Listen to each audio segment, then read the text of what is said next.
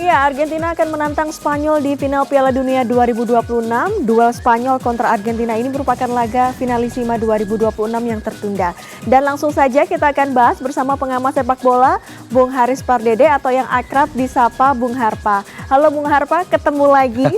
Dan beberapa hari ini kita akan menuju final. Tapi beberapa jam yang lalu kita ada pertandingan Inggris melawan Argentina dan masih banyak orang yang membahas soal pertandingan ini di mana Inggris harus menyerah meskipun sudah ngegolin pertama ya 1-0, tapi dianggap ada kesalahan pemilihan strategi oleh Thomas Tuchel, langsung parkir bis setelah gol. Apakah Anda melihat juga pandangan yang sama soal strategi dari Tuchel?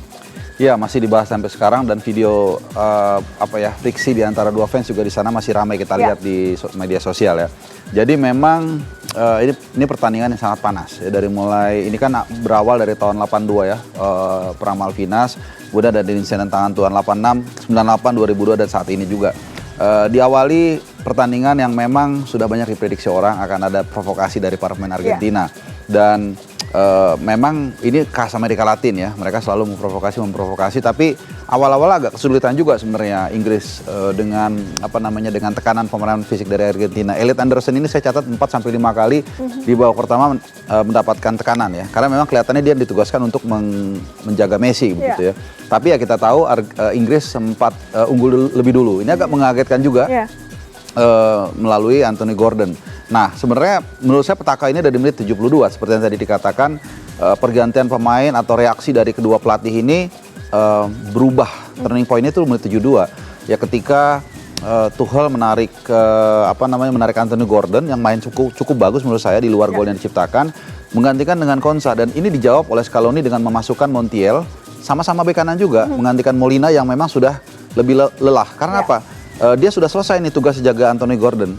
Jadi filosofinya adalah ketika tim yang memang secara superioritas cukup bagus, unggul, kemudian dia mengganti pemain depan dengan pemain belakang, itu sebenarnya mengatakan bahwa silakan serang kami. Dan itu sangat disukai oleh Argentina. Jadi kemudian dijawab oleh Scaloni dengan menarik Molina, bek kanan yang sudah tidak terlalu lagi pusing menjaga Anthony Gordon, memasukkan Montiel yang lebih segar. Montiel sebenarnya secara profile dia tidak seagresif Molina, cuman kakinya masih fresh, sehingga akhirnya dia bisa lebih agresif dan kita lihat Messi jadi lebih leluasa, lebih punya ruang dan akhirnya dia memberikan 2 assist. Dan ya saya pikir itu salah satu turning point di mana Thomas Tuchel berhenti menguasai atau menjadi superioritas atas Argentina, dan Argentina mengambil itu dengan sangat-sangat baik. 2 kali kena tiang kanan, tiang kiri, tepi sekali sama Jordan Pickford, dan ada 2 lagi peluang yang memang sebenarnya Argentina layak untuk memenangkan laga tersebut. Ini adalah statistik pertandingan beberapa jam yang lalu, di mana kita lihat dari possession aja udah sangat jauh ya. Betul. 35% untuk Inggris dan 56% untuk Argentina. Yang menarik adalah gol bola atas dari Lautaro Martinez ini memunculkan lagi loh, mengapa Tuchel ini nggak bawa Harry Maguire yang memang sebelum Piala Dunia tuh lagi bagus, tapi ternyata duel bola atas Lautaro Martinez malah menang. Iya, ini sebenarnya bisa juga narasi ini muncul kalau Inggris kalah lawan Norwegia. Ya, ketika saya udah bilang waktu itu, kalau sampai Inggris kalah dari Norwegia, mungkin akan ada ungkapan atau narasi coba bawa Maguire. Tapi kalau kita lihat kemarin, memang penampilan dari Argentina, Junto Messi ini sangat fantastik sekali. Umur 39. Kemudian dia bukan hanya berperan sebagai striker, bukan hanya berperan sebagai nomor 10 atau penyerang lubang, bukan hanya berperan sebagai winger di mana dia memberikan 2 assist buat Enzo Fernandez dan juga kepada Lautaro Martinez, tapi dia juga berperan sebagai flying defensive midfielder, turun ke bawah ikut menjemput bola, ini sangat luar biasa di usia 39. Jadi orang mengatakan tim ini Paredes, kemudian juga Rodrigo de Paul, Enzo Fernandez bermain buat idolanya semasa mereka kecil. Messi tidak hanya itu, tapi juga Messi bermain untuk timnya. Terbukti dengan 2 assist yang diciptakan, dan dua-duanya assistnya dengan kaki kanan. Luar biasa, kaki kiri kekuatannya dikasih assist dengan kaki kanan, dan dia menciptakan peluang itu. Dia mengkreasikan, dia dribble, dia kasih ke Enzo Fernandez. Dia syuting luar biasa, dan di situ kemudian Inggris serba salah. Satu lagi, dia lewati Spence. Spence ini sebenarnya pemain bagus. Kemarin dia 2-3 kali dribbling sukses di sepertiga area lawan, tapi kemudian lawan Messi di menit 80-an usia 39 masih bisa dilewati dan Messi memberikan satu kipas atau assist kepada Lautaro Martinez, sundulan sangat luar biasa. Jadi apakah kalau ada Miguel atau enggak akan berbeda? No one knows ya. Iya, kita nggak pernah tahu ya. Yang pasti faktanya adalah Inggris harus tersingkir dan Argentina akhirnya akan menghadapi Spanyol. Ini adalah duel sengit antara dua kekuatan besar tim nasional di dua benua ya. Sepakat. Dan ini Messi, tadi Anda berbicara bahwa Messi ini 39 tahun dan pertandingan terakhir bahkan tadi memberikan 2 assist untuk gol dan akhirnya menang begitu. Nanti melawan Spanyol seperti apa? Berarti apakah kekuatan Messi ini menjadi kekuatan utama bagi Argentina untuk mengangkat trofi juara? Iya, who else ya? Kalau kita bicara Argentina saat ini maka tidak terlepas dari peran seorang Lionel Messi. 8 gol kalau saya nggak salah, 4 atau berapa assist ya, membuat dia saat ini menjadi top scorer juga. Dan final yang tadi narasinya pas banget itu, kutub sepak bola yang serupa tapi tidak sama.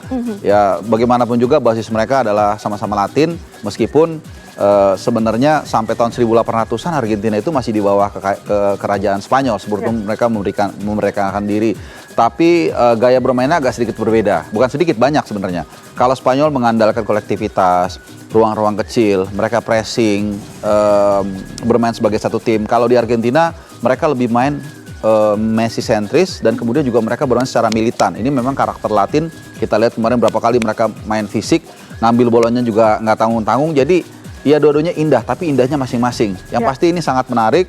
Satu adalah penjinak banteng ya, atau El Matador. Satu lagi kan julukannya Argentina ini Land of Steak. Jadi kita lihat apakah sapinya ini bisa bisa jinak di tangan Matador. Yang pasti ini final yang sangat ideal. Dan satu yang menjadi catatan menarik di sini adalah Messi. Dia menjadi orang kedua yang mampu atau yang kalau dia nggak cedera akan main di final tiga Piala Dunia. Piala Dunia hanya ada satu orang dulu.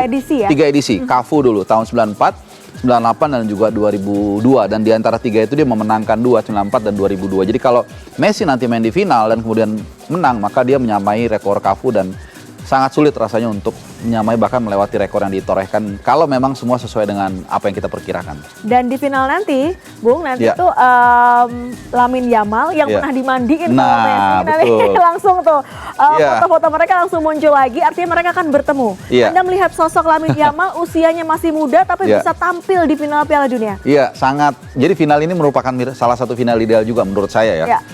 Jadi saya baru saja baca buku ya, bola itu judulnya Bola Itu Telanjang. Di situ ada quotation dari Franz Beckenbauer. Dia mengatakan Piala Dunia itu tempat tawa dan tangis bertemu, tempat alfa dan omega, tempat mengawali dan mengakhiri. Ini mungkin akan menjadi awal dari karir panjang mungkin ya Lamine Yamal kalau dia nggak aneh-aneh, nggak terlalu aneh-aneh ya. Dan akan mungkin menjadi akhir dari era seorang Lionel Messi.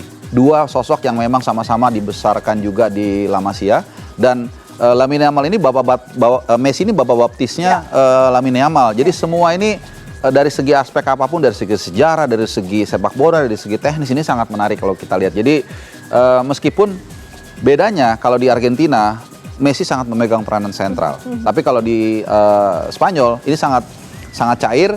Bahkan kalau kita mesti sebut nama justru Rodri yang memegang peranan yang sangat penting. Lamine Yamal mengawali turnamen juga dengan kondisi yang kurang fit. Jadi memang dia tidak bisa langsung masuk gigi 5. But it's okay, he's just 18 years old. Masih ada 10 bahkan mungkin 15 tahun lagi karir dia untuk bisa mencatatkan tinta emas sampai dengan 2040 atau bahkan 2040 sekian. Betul. Karena kita patut menunggu apakah Piala Dunia ini the last dance dari Messi, dan ini awal dari makin ngetopnya Yamal. Lamine Yamal, betul ya. 2022 saya masih ingat saya ke Qatar juga. Semua orang selalu berburu tiketnya Ronaldo dan Messi. Berpikir itu akan menjadi last dance ya. Ternyata dia masih mau dance tango lagi. Dan jangan-jangan 2030 kan Argentina juga partai pembuka, partai pembuka dia gelar di sana kan bersama Uruguay dan Paraguay. Ya bukan tidak mungkin juga dia masih main 4 tahun lagi walaupun mungkin tidak sesentral sekarang. Begitu. Kita akan bergeser ke pelatih para pelatih. Kita lihat Luis de la Fuente luar biasa, grafisnya naik terus, kemarin mengejutkan dengan strategi yang benar-benar gila banget dan Betul. akhirnya bisa menjatuhkan Perancis, mengalahkan Perancis dan nanti versus Scaloni. Scaloni ini sepertinya struggling juga ya, karena timnya ini selalu mencetak, meskipun menang, tapi mencetak gol itu di menit-menit rawan gitu. Iya, sebelum kita ke profil pelatih ya, mencetak gol di menit-menit rawan ini bisa can say two things ya. Bisa mengatakan bahwa mereka selalu save by the bell atau menunjukkan mereka punya mental itu ya. Tapi kalau profil pelatih memang menarik ya, tadi diangkat. Kenapa De La Fuente ini ya tipikal yang scientific kelihatan. Ya cara dia meramu tim itu sangat terstruktur ya. Kelihatan lah dari profil juga kelihatan orangnya sangat empiris ya.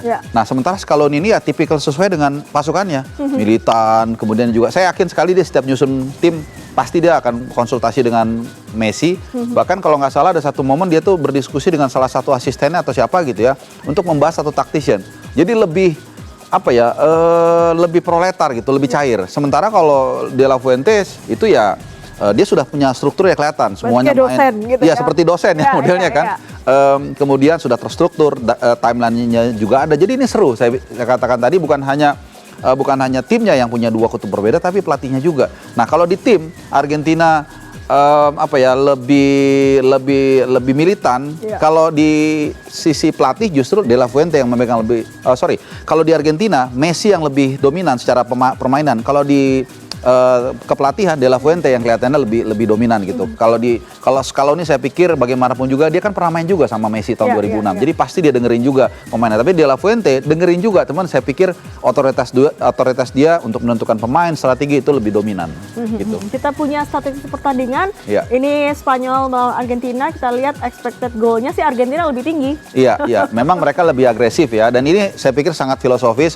Ketika sebuah tim memang tampil agresif, selalu mengambil inisiatif, biasanya mereka cenderung lebih potensi untuk menciptakan gol lebih banyak. Tapi ya kita lihat pertahanannya juga agak lebih bolong, ada 7 kali kemasukan, dan ini lagi beda dua gaya ya. Sementara Spanyol lebih rapi, mereka bukannya nggak agresif juga, tapi mereka lebih rata, walaupun hanya mencetak 13 gol, tapi 10 lebih pemain terlibat dalam gol, baik asis, baik kipas maupun juga gol langsung. Sementara ya kita lihat ada 12 asis dari Argentina dan 30-40% itu dari Messi, dan kita lihat expected goalnya sebenarnya nggak beda jauh ya. Sama-sama hampir sama lah, 15 kurang lebih. Kalau statistik ini kan sama-sama 15 nih, dibuletin ke bawah, satu dibuletin ke atas ya. Dan akurasi umpan kita lihat 91%. Ya itu kan kita tahu lah dua negara ini dalam sepak bola sangat dekat, banyak sekali pemain Argentina yang merumput di Spanyol, terutama di Real Madrid ya. Tentunya kita semua tahu ada Messi, ada Angel Di Maria, banyak dulu Gago dan macam-macam. Bahkan dulu ada Fernando Redondo juga. Jadi memang sangat kental aroma Latinnya, tapi tetap mereka punya gaya bermain yang berbeda. Prediksi seperti apa gaya main dari keduanya? Akankah Spanyol yaitu mengandalkan kolektivitas, sementara Argentina ini individu-individunya memang muncul begitu? Ya pasti sih saya bayangkan sangat seru ya. Akan dua warna Latin ya. Namanya secara culture kan Latin ini sangat dinamis ya. Jadi antara tarian tango dengan matador ini menghadirkan dua tim yang punya maskulinitas luar biasa. Tapi saya pikir at the end harus ada satu yang tertawa, satu yang menangis. Ya, ini kita nggak tahu, benar-benar seimbang lah. Ini salah satu final yang saya pikir cukup mungkin nggak kalau sampai adu penalti? Sangat mungkin, apapun bisa terjadi dalam final. Tapi saya pikir tidak ada yang terlalu dominan satu sama lain. Karena dari semifinal pun kita lihat sudah sangat ketat skornya kan. Perancis menang dalam tanda kutip, Perancis kalah hanya dengan skor 2-0. Kemudian Argentina pun menang dengan skor 2-1 gitu. Jadi final mungkin tipis-tipis lah. Baik, kita akan nantikan seperti apa nanti pertandingan final dan tentunya perebutan tempat ketiga ya Bung Harpa. Baik, mudah-mudahan ini bisa memberikan hiburan untuk kita di akhir minggu ini. Terima kasih Bung Haris Pardede, Bung Harpa sudah memberikan insight-nya di Gembita Bola 2026.